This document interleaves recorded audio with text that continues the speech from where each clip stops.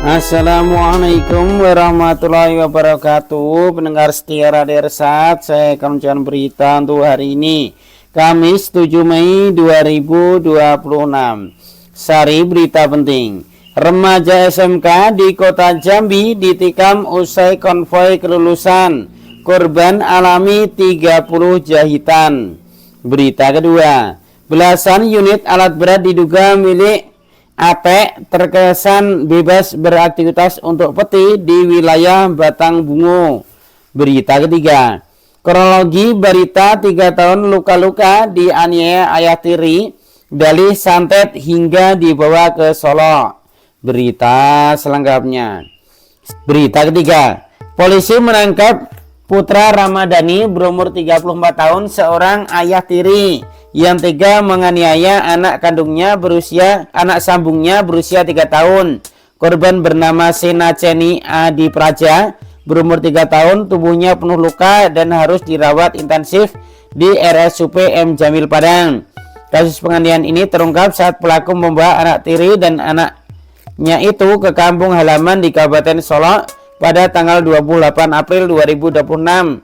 Sebelumnya keluarga ini tinggal di Bogor. Kasat Reskrim Polres Solo Ibtu Albert Salomo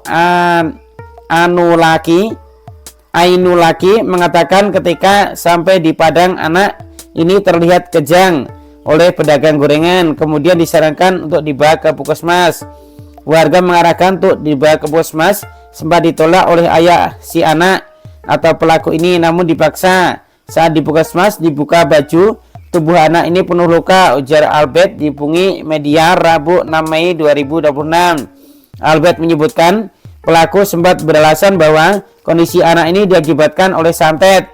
Lalu rencana pelaku ingin membawa ke kampung halaman untuk berobat. Saat sampai di rumah pelaku, orang tua pelaku bertanya kenapa kondisi anaknya biasa seperti itu. Akhirnya mengaku si ibu disuruh melaporkan kasus ini ke kami, jelasnya.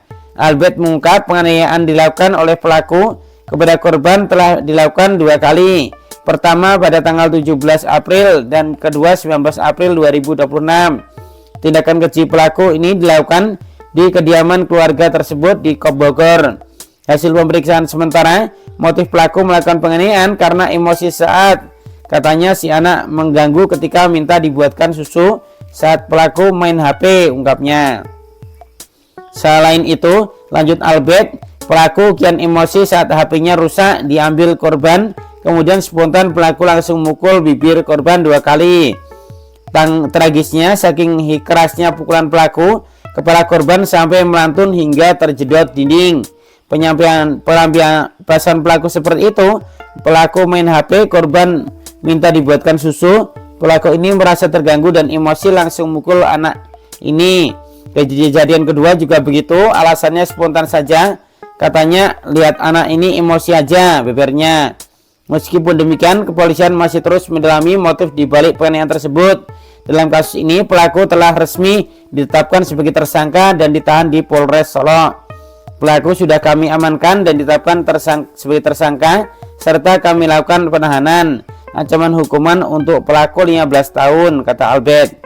Kepolisian menjerat pelaku dengan pasal 44 ayat 1 Undang-Undang Nomor 23 Tahun 2004 tentang penghapusan kekerasan dalam rumah tangga, junto pasal 80 ayat 1 Undang-Undang Perlindungan Anak.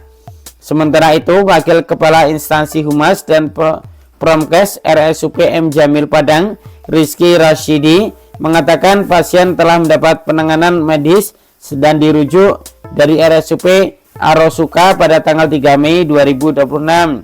Kondisi luka-luka di sekujur tubuh, perawatan masih intensif di ruangan PICU. Kesadaran menurun tapi mulai membaik setelah masuk ke asupan nutrisi. Pasien masih dalam proses, kata Rizky. Ia mengatakan pasien diketahui tidak memiliki BPJS. Penanganan medis dilakukan melalui jalur umum. Tindakan medis RSUP M Jamil diberikan sebaik dan semaksimal mungkin. Keluarga kabarnya sudah dapat bantuan dari Wakil Bupati Solo, Bapak Chandra. Jadi pasien dirujuk dan dijanjikan akan dibantu oleh Pemkab Solo, tuturnya. Sumber berita Langgam. Demikian berita untuk hari ini. Terima kasih atas perhatian Anda. Wassalamualaikum warahmatullahi wabarakatuh.